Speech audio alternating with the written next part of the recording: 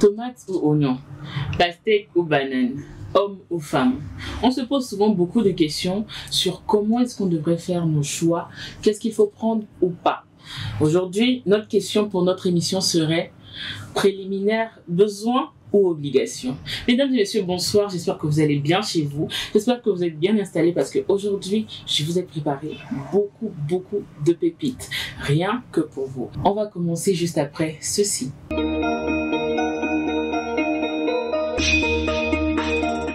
De retour sur le plateau de À Cœur Ouvert, je suis accompagnée de charmantes demoiselles.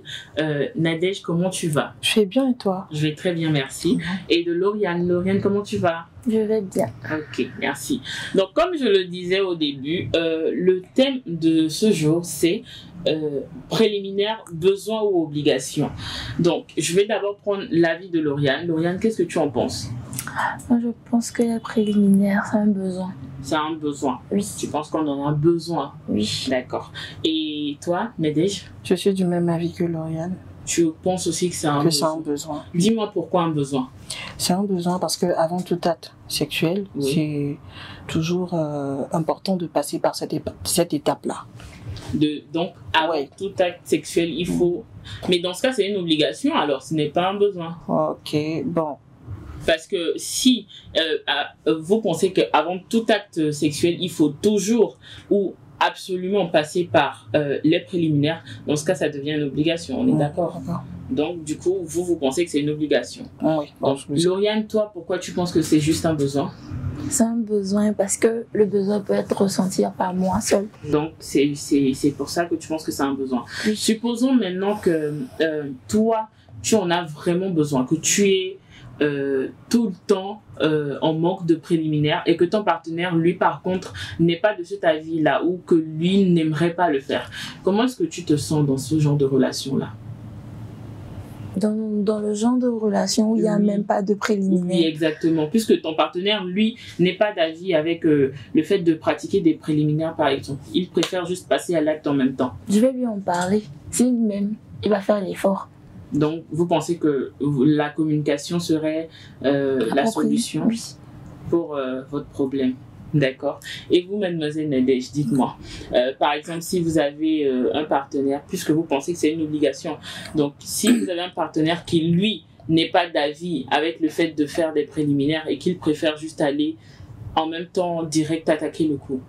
Alors, je penserais que je suis pas vraiment importante pour lui parce que avant toute chose, il doit répondre à mes attentes à moi parce que oui, c'est vrai que lui aussi il compte, mais il doit d'abord répondre à mes attentes parce que on est deux dans le couple, il n'y a pas que moi. Vous ne pensez pas, par exemple, que en fait lui, il n'adhère pas à cette décision-là, que vous aussi, vous devrez peut-être penser à lui et qu'il a le droit, par exemple, de refuser de faire des préliminaires? Oui, il a le droit de refuser. Oui, donc est-ce que cela signifierait qu'il ne vous aime pas forcément? Non, je ne pense pas que forcément c'est parce qu'il ne m'aime pas. Mais genre, je ne pense pas que de coucher avec quelqu'un comme ça et puis tu viens et puis tu montes sur moi et puis genre, tu viens tu faire ton affaire. Voilà. donc c'est pas normal en fait. Pour moi, c'est pas normal. Parce que déjà, les préliminaires, c'est un peu comme se donner de l'attention. Je peux toutefois lui donner de l'attention, cette attention à lui aussi. Donc, des deux côtés, si ça commence juste brutalement comme ça, déjà, il n'y a pas le plaisir. Déjà, c'est juste brusque en fait. Donc, il n'y a rien de truc là. Est-ce que vous serez en train d'insinuer que le plaisir se trouve seulement dans les préliminaires et pas dans les actes sexuels eux-mêmes? Non, pas forcément. Mais, bon, supposons que les préliminaires, c'est pour... comment est-ce que je peux dire ça? C'est insinuer le truc en fait. C'est... Oui, stimuler, chauffer. Oui, stimuler la personne pour que... Voilà quoi. Plus d'excitation et tout, tu vois. D'accord. Donc... Merci beaucoup pour votre avis, madame. Déjà embrasser quelqu'un, c'est des préliminaires. Ouais, okay, oui. Embrasser, oui. Les attouchements et tout ça, c'est des préliminaires. Donc, moi, je pense qu'il faut toujours passer par cette... Après, faudrait pas ôter l'éventualité du fait que tu peux tomber sur quelqu'un un jour qui n'aime pas embrasser, par exemple, qui, lui, n'adhère pas au fait d'embrasser quelqu'un. Oui. Imagine que c'est quelqu'un qui vient du village, par exemple. Ah oui. il n'a jamais embrassé toutefois, mais qu'il est venu en zone rurale maintenant et qu'il travaille ici. Mais malgré ça, il n'a jamais eu de relation et il tombe sur toi. Et toi, tu veux qu'il t'embrasse. Or, lui ne connaît pas ça, il n'aime pas ça. Donc, c'est à toi de lui apprendre certaines choses. Voilà. Donc, à toi de lui apprendre, de l'initier à tout ça. L'apprendre à embrasser et à faire des préliminaires. Oui. Je dis comme ça. Oui. D'accord. Merci beaucoup. Bien, Lauriane, j'ai une question pour toi. J'ai une petite question pour toi. Dis-moi, si tu tombes par exemple sur un partenaire qui, lui, n'adhère toujours pas au fait de faire des préliminaires, mais qui, lui, voudrait que toi, tu lui fasses des actions préliminaires, comment est-ce que tu fais? Bon, moi, je vais essayer de faire ce qu'il veut dans un premier temps, mais après lui faire comprendre que moi aussi j'en ai besoin, comme lui il en a besoin. D'accord. Donc vous allez accepter les attentes de monsieur? Oui. Par amour? Oui. Après, lui faire comprendre, parce qu'on peut pas avancer comme ça. Vous ne vous sentirez pas gêné du fait que le plaisir dans votre vie sexuelle n'est pas à égalité? Bon. Moi, je suis du genre à faire plaisir à mon partenaire d'abord. Puisqu'on est en couple et que c'est un truc peut-être il ne sait pas faire. Parce que s'il ne veut pas faire, peut-être c'est parce qu'il ne sait pas faire. Oui. Donc, je vais lui en parler. S'il ne veut carrément pas du tout faire, alors on ne fera rien. Vous ne ferez rien. Oui. Et vous allez demeurer éternellement insatisfaite dans votre vie sexuelle alors? Non, bon, s'il n'arrive pas à me comprendre sexuellement, je pense qu'on n'a rien à faire parce que pour moi, les caresses, c'est un signe d'importance pour la personne. Quand tu aimes, tu veux pas forcément coucher avec la personne. Oui. Tu veux aussi toucher la personne. Oui. Juste le toucher signifie beaucoup de trucs et ça stimule en fait la personne puisqu'on est guidé par les sentiments. Donc, je supposerais s'il ne veut pas, je supposerais qu'on n'est pas guidé par le même sentiment. Peut-être que lui, il veut juste coucher. Donc, il n'est pas là pour une relation. Ça veut dire que la relation va s'arrêter. Voilà. Ok, donc il n'y aura plus lieu de relation. Il n'y aura plus lieu du fait que toi, tu te donnes ou assez désir ou assez besoin, par exemple. Bon, parce que après tout, on est des femmes. Si ton homme désire que tu le caresses, mais lui ne te fait pas ça, bon, c'est pas, comment on dit ça, c'est pas un gros problème sur lequel on doit trop s'attarder. Il faut quand même essayer de lui laisser du temps. Après, l'en parler au bon moment et maintenant d'essayer de voir s'il pourra faire des efforts. S'il ne veut pas faire d'efforts alors que toi, tu en déploies pour lui, tu laisses carrément tomber. D'accord. Et qu'est-ce que vous en pensez, vous, madame? Moi, bon, elle avait dit un truc, je suis sur le même avis. D'abord, il faut la communication. La communication, c'est très, très important. Parce que déjà, avant de coucher ensemble, il faut en parler déjà. Et puis les préliminaires, comme elle a dit, les préliminaires, c'est pas tu peux toutefois passer par les préliminaires et ne pas coucher ensemble parce que ça déjà c'est un plaisir sexuel aussi. Donc déjà le fait de passer par les préliminaires déjà c'est comme une sorte d'attention. Donc oui, ton homme te donne de l'attention, vous vous donnez de l'attention mutuellement. Donc il y a l'amour qui se renforce aussi parce que pendant ce moment-là, c'est un moment intime, c'est entre vous deux. Donc, il y a quelque chose qui renforce encore plus votre relation. Oui. Mais bon, voilà, si vous vous aimez vraiment, il y a vraiment cette attention. Comme elle a dit, je peux toutefois faire plaisir à mon homme. Mais en retour aussi, il doit me faire la même chose. Et s'il n'est pas d'accord, on doit en parler. Parce que on est à deux, comme je dis, on est à deux dans le couple. Je suis pas seule, il n'est pas seul. Donc, on doit en parler, c'est important. D'accord. Donc, nous allons marquer une petite pause publicitaire en attendant de revenir encore plus fort avec plus de pépites pour vous. À tout à l'heure.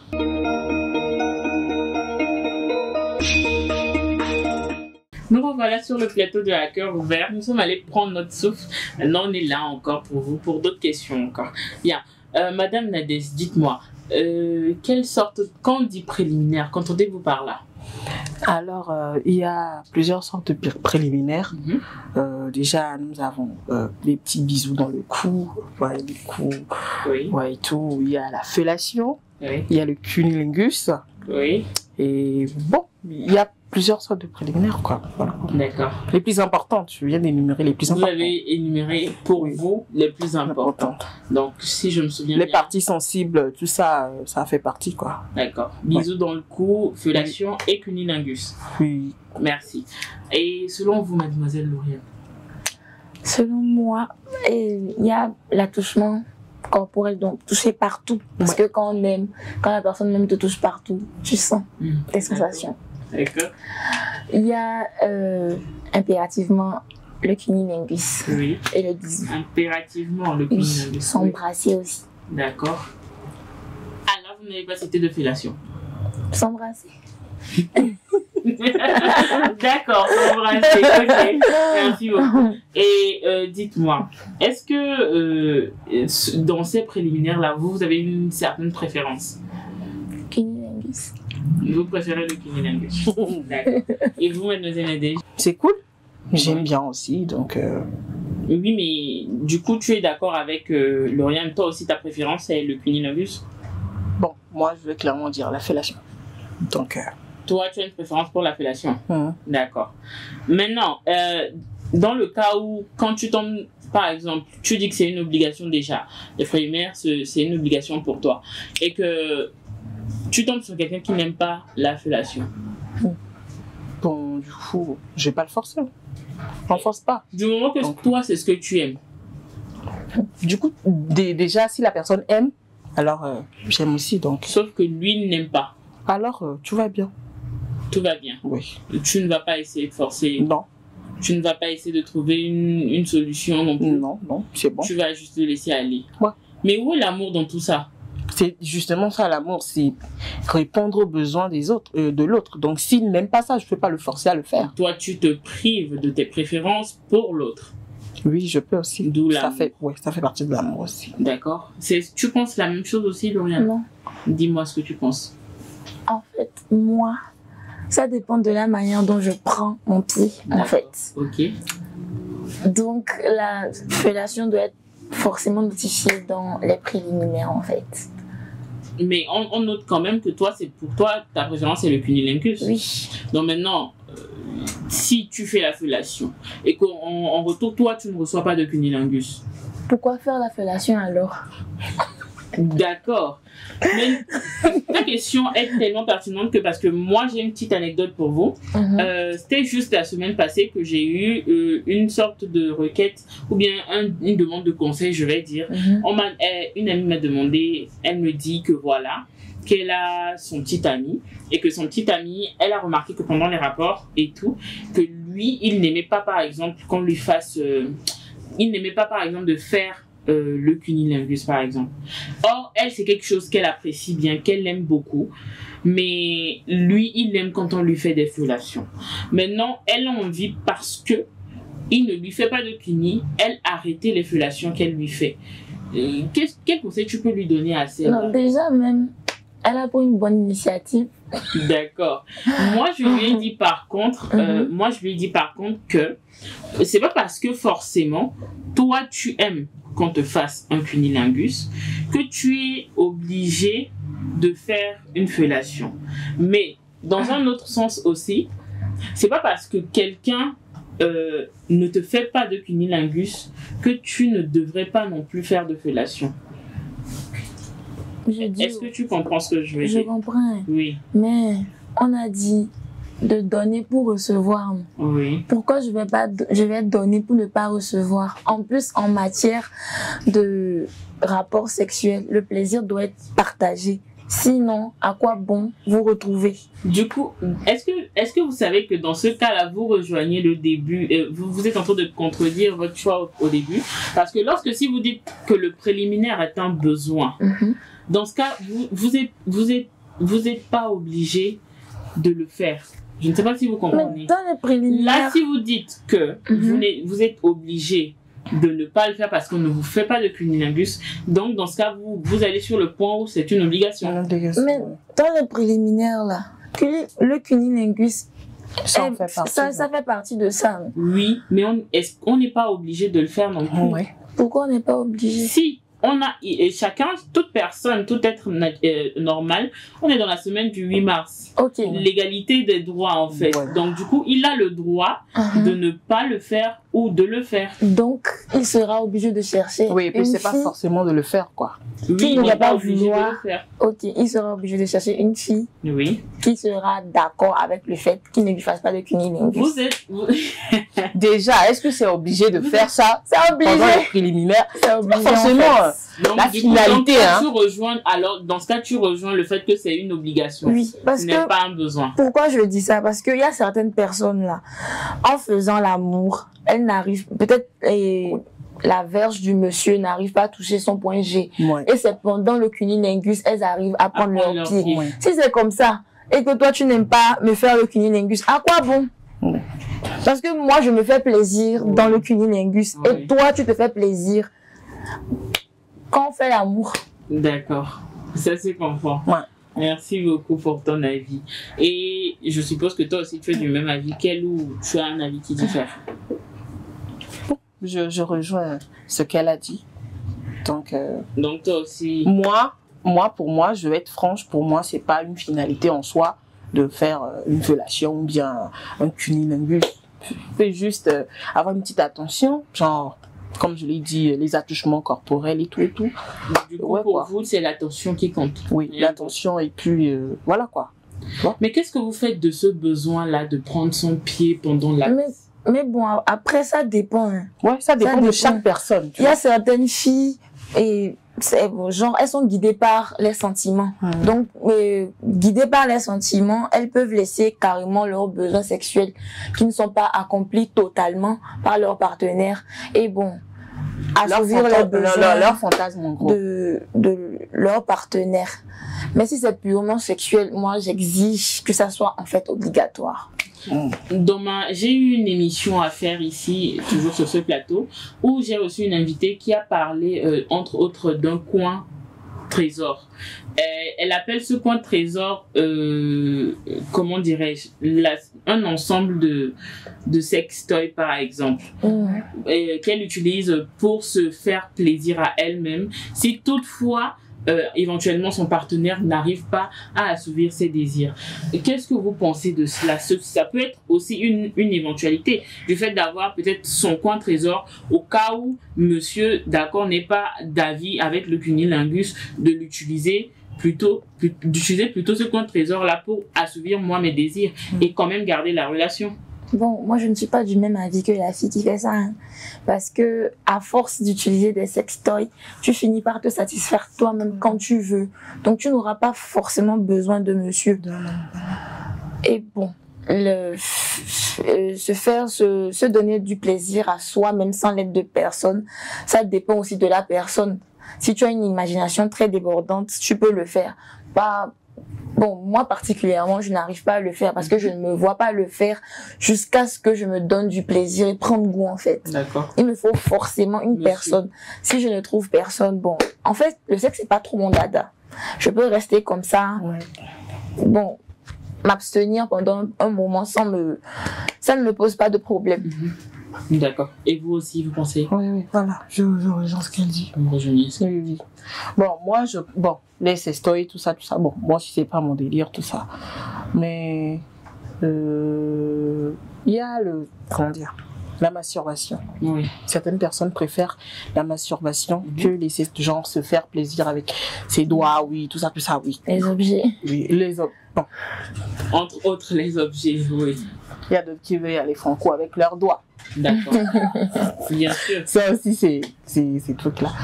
Mais bon, moi, comme elle a dit, si le monsieur n'est pas d'accord, s'il ne fait pas ce qu'elle veut, donc il y a voilà, d'avoir relation. Vous êtes catégorique, mesdames. Ouais. J'aime ça. Ça veut dire qu'ils ne sont pas compatibles, en fait. Voilà. Qu'il n'y a pas ce petit truc-là qui doit alimenter la relation. Parce qu'il y a toujours un problème. À chaque fois qu'ils doivent passer par là, il y a toujours le problème. Donc du coup, ça peut pas aller. Il faut toujours qu'il y ait ce petit truc là. Ça me plaît. Je suis ravie vraiment de vous avoir reçu sur ce plateau avec ces avis qui ont différé au début, mais qui finalement se sont assemblés vers la fin. C'était vraiment un plaisir. Malheureusement, le temps me fait défaut et je ne pourrai pas continuer cette conversation avec vous. Mais on revient très prochainement pour vous, mesdames et messieurs, pour encore d'autres sujets bien plus palpitants encore. J'espère que vous vous portez bien. Vous serez toujours en bonne santé, toujours aussi nombreux à venir nous suivre sur le plateau de À Cœur Ouvert. D'ici là, portez-vous bien, prenez soin de vous, gros bisous et à très bientôt.